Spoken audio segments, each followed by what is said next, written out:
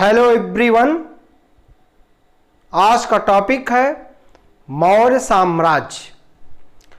और मौर्य साम्राज्य की स्थापना चंद्रगुप्त मौर्य ने किया था। चंद्रगुप्त मौर्य भारत के प्रथम ऐतिहासिक सम्राट थे। भारतीय वसुंधरा पर प्रथम बार एक विशाल साम्राज्य की स्थापना चंद्रगुप्त मौर्य ने किया था और प्रथम बार भारत को एकता के सूत्र में बांधने का प्रयास चंद्रगुप्त मौर्य ने किया था।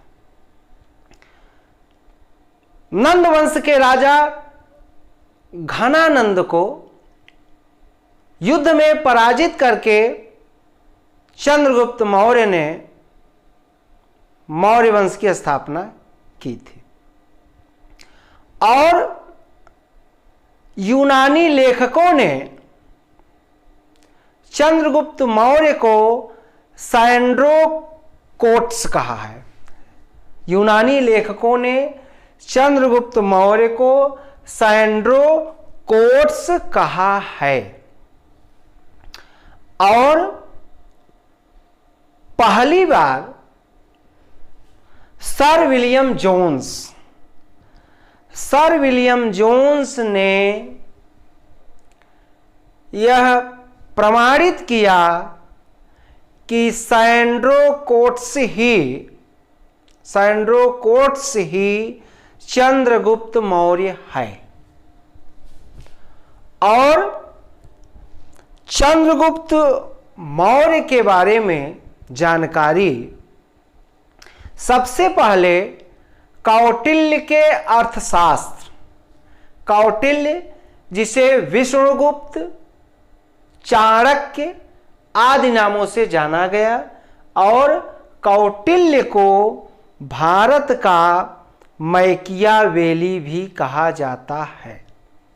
भारत का मैकियावेली भी कहा जाता है। और कौटिल्य ने एक पुस्तक लिखी अर्थशास्त्र। कौटिल्य ने पुस्तक लिखी अर्थशास्त्र। नाम है अर्थशास्त्र, लेकिन यह राजनीति और प्रशासन पर यह पुस्तक लिखी गई है। राजनीति और प्रशासन पर यह पुस्तक लिखी गई है। और कौटिल्य के अर्थशास्त्र के बाद तमाम ऐसे जो है साक्ष्य हैं जहां से मौर्य वंश के बारे में जानकारी मिलती है। जैसे रुद्रदामन का जूनागढ़ अभिलेख, जो गिरनार अर्थात गुजरात में है, रुद्रदामन का जूनागढ़ अभिलेख, और विशाख दत्त का मुद्रा राक्षस, जो है नाटक है, नाटक के रूप में यह पुस्तक है, विशाख दत्त का मुद्रा राक्षस। और ढूंढिराज ने इसी पर टीका भी लिखा है। उसके बाद अशोक के अभिलेख, अशोक के बहुत सारे अभिलेख, मानसेहरा, शाहबाजगढ़ी, कलसी, अहरौरा, अन्य अभिलेख, प्रयाग का अभिलेख। उसके बाद जो है बौद्ध ग्रंथ एवं जैन ग्रंथ, बौद्ध ग्रंथ एवं जैन ग्रंथ, जिसमें मौर्य साम्राज्य के बारे में जानकारी प्राप्त होती है। फिर क्षेमेंद्र, जिनकी रचना है बृहत कथा मंजरी, क्षेमेंद्र जिनकी रचना है बृहत कथा मंजरी। सोमदेव कथा सरित सागर, सोमदेव ने कथा सरित सागर लिखा है। और इसी तरीके बहुत सारे ग्रंथ जो हैं जिसमें मौर्य वंश के बारे में जानकारी मिलती है। अब हम लेते हैं कौटिल्य के अर्थशास्त्र को, कौटिल्य के अर्थशास्त्र को। और यह पुस्तक जो है 15 अधिकरण, इसको 15 अधिकरण कहें चाहे 15 भाग कहें, और 180 उपभाग, 180 उपभाग या 180 प्रकरण भी कह सकते हैं। 6000 श्लोक इसमें है, 6000 श्लोक। और डॉक्टर श्याम शास्त्री ने 1909 में इस पुस्तक को प्रकाशित किया है। उसके पहले यह पुस्तक बहुत खोजने पर प्राप्त हुई है, इसके लिए बहुत मेहनत करनी पड़ी है, तब जो है यह पुस्तक के साक्ष्य, ओरिजिनल रूप में यह पुस्तक नहीं मिली, इसके साक्ष्य मिले और डॉक्टर श्याम शास्त्री ने इस पर मेहनत किया और तब जो है यह पुस्तक हमारे सम्मुख आई है। यह पुस्तक हमारे सम्मुख जो है आई है। अब देखेंगे यह जो 15 अधिकरण है तो उसको थोड़ा सा देखें कि प्रथम भाग में क्या है। तो प्रथम भाग में है राजा के विनय, अनुशासन एवं व्यवहार। राजा के विनय, अनुशासन एवं व्यवहार। और दूसरा भाग, इसमें 26 अध्यक्षों तथा उनके विभागों का वर्णन। 26 अध्यक्षों एवं उनके विभागों का वर्णन।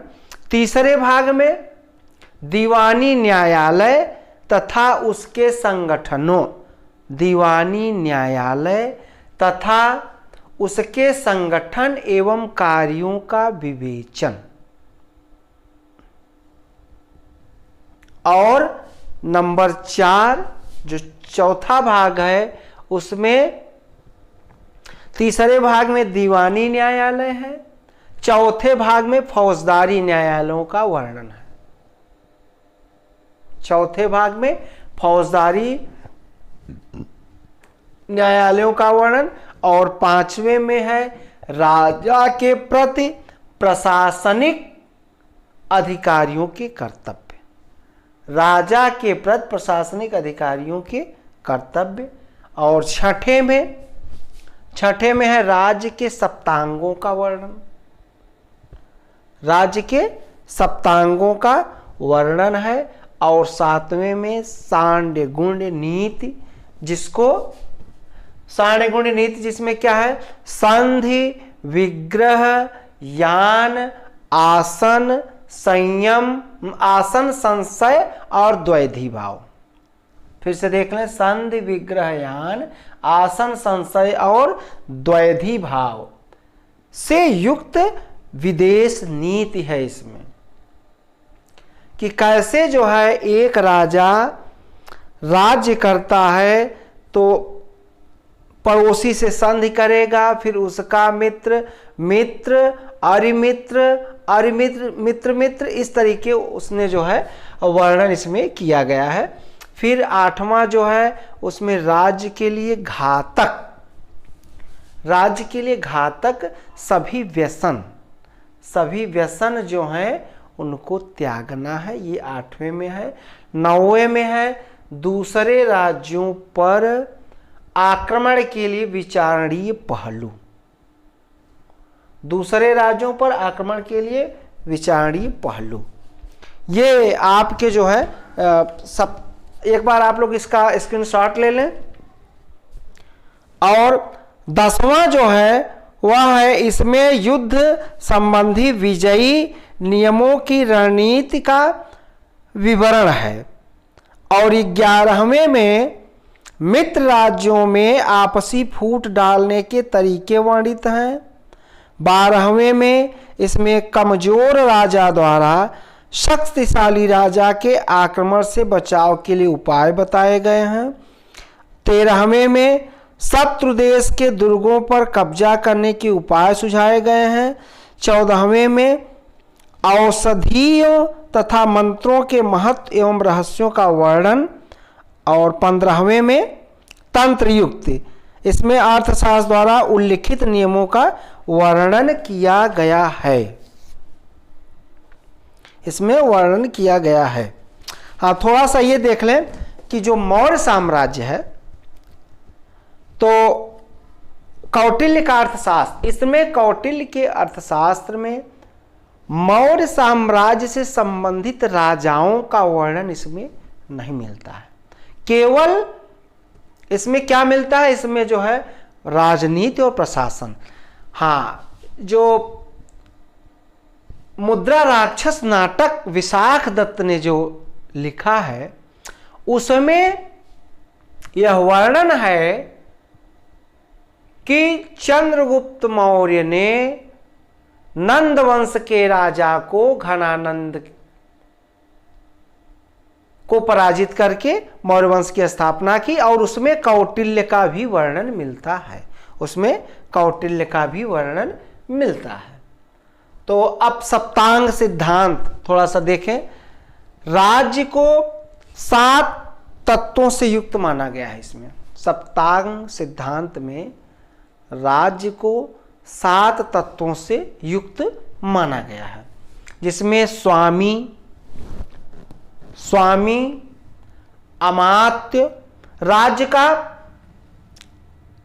सर है, राज्य का सिर क्या है, स्वामी है, स्वामी मतलब राजा, अमात्य, जनपद, दुर्ग, कोष, दंड, मित्र। ये तो ये 7 तत्व हैं, स्वामी, अमात्य, जनपद, दुर्ग, कोष, दंड और मित्र। और इसको थोड़ा सा देखें तो इसमें बताया गया है कि बहुत सारा वर्णन इसमें प्राप्त होता है। और 18 तीर्थों में 18 तीर्थ, 18 तीर्थ का मतलब 18 अधिकारी। तीर्थ में जो है 18 अधिकारियों का वर्णन है। 9 प्रकार के दासों का वर्णन कौटिल्य ने अपने अर्थशास्त्र में किया। 9 प्रकार के दासों का वर्णन किया है। और राजस्व के बारे में बताया है कि 1/6 भाग राजस्व के रूप में राजा के द्वारा लिया जाना चाहिए या लिया जाता था। और कौटिल्य का अर्थशास्त्र एक ऐसी पुस्तक है जिसमें प्रथम बार शूद्रों के लिए आर्य शब्द आया, शूद्रों के लिए आर्य शब्द कहा गया है। अब कौटिल्य का अर्थशास्त्र के बाद हम लेते हैं मेगस्थनीज। मेगस्थनीज जो एक राजदूत था, और यह सेल्यूकस का राजदूत था। राजा सेल्यूकस जो था उसी का राजदूत था। मौर्य काल में आया था, चंद्रगुप्त मौर्य के काल में, चंद्रगुप्त मौर्य के काल में आया था। और इसका जो टाइम है चंद्रगुप्त मौर्य के दरबार में, इसका टाइम है 304 बीसी से 299 बीसी। तो ये कुल मिलाकर के 5 साल जो है यह चंद्रगुप्त मौर्य के दरबार में रहा था। और जो इसकी इंडिका पुस्तक है वह भी मूल रूप में अब प्राप्त नहीं है, जैसे कौटिल्य का शास्त्र में मूल रूप में नहीं प्राप्त है उसी तरीके ये। और एरियन, स्ट्रैबो, प्लूटार्क, प्लिनी एवं Justin, Arrian, Plutarch, Pliny, Justin and Strabo, इन जो यूनानी लेखक हैं इनके तमाम उद्धरणों में मेगस्थनीज की इंडिका का वर्णन मिलता है। मेगस्थनीज की इंडिका का वर्णन मिलता है। और डॉक्टर स्वानवेग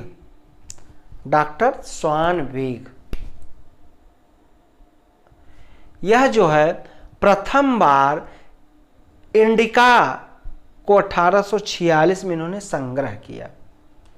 1846 में इन्होंने संग्रहित किया और फिर इसको 1891 में मैक्रेंडल ने इसको इंग्लिश में ट्रांसलेट किया।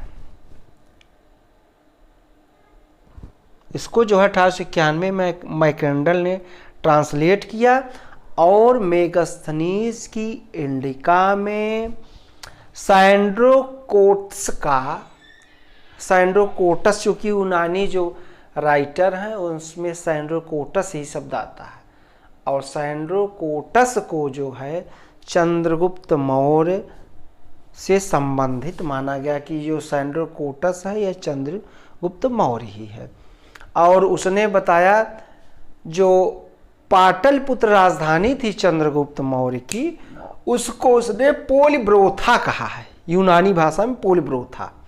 और पाटलिपुत्र जो नगर था उसका उसने वर्णन किया है कि वह नगर भारत के पूर्व भाग में था और बहुत समृद्धशाली नगर था।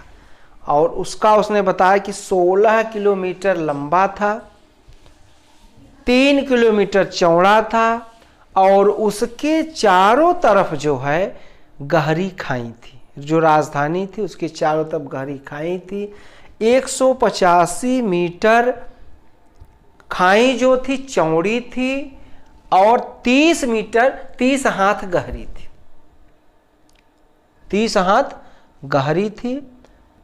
और चारों तरफ बाउंड्री बनी हुई थी राजधानी के पाटलिपुत्र के। 64 तोरण द्वार थे, तोरण द्वार मतलब गेट। और मेगास्थनीज ने उत्तरापथ का भी इसमें वर्णन किया है। उत्तरापथ मतलब मार्ग।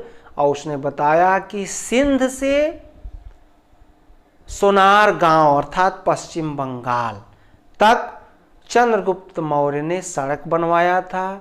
बाद में शेर शाह सूरी ने मध्यकाल में उस सड़क को पक्की बनवाया था। फिर ब्रिटिश शासन में लॉर्ड ऑकलैंड ने उसको जीटी रोड नाम दिया था, उसको जीटी रोड नाम दिया था। और उसने जो है मेगास्थनीज ने सोने की खान का भी उसने वर्णन किया है और बताया है कि मौर्य काल में सोने की खान बहुत थी। और एक दर्दिस्तान नामक सोने की खान का उसने वर्णन किया है। दर्दिस्तान मतलब कश्मीर। और उसने बताया कि चींटियों के माध्यम से भी सोना बाहर निकलता था। चींटियां जो हैं वह बुरादे के रूप में खानों से सोना ऊपर ले आती थी। कुछ ऐसे उदाहरण मेगास्थनीज ने दिया है जो संशयात्मक है। जैसे उसने बताया कि मौर्य काल में जातियां 7 भागों में बटी थी और जबकि यहाँ वर्ण 4 प्रकार के थे। और फिर जो है उसने एक बात यह भी बताया कि मौर्य काल में जो है कभी दुर्भिक्ष नहीं पड़ा, जबकि अशोक के सोहगौरा अभिलेख जो गोरखपुर में है उसमें वह वर्णन मिलता है कि अकाल भी पड़ा था। तो आज इतना ही मौर्य काल के बारे में। चंद्रगुप्त मौर्य से लेकर मेगास्थनीज, कौटिल्य का अर्थशास्त्र, ये सब मैंने बताया। वीडियो को लाइक, सब्सक्राइब एवं शेयर करें। जहाँ न समझ में आ रहा हो आप लोग मुझे कमेंट करेंगे, मैं बताऊंगा। कंपटीशन की दृष्टि से वेरी इंपॉर्टेंट टॉपिक। एक बार पुनः आप लोगों का बहुत बहुत धन्यवाद।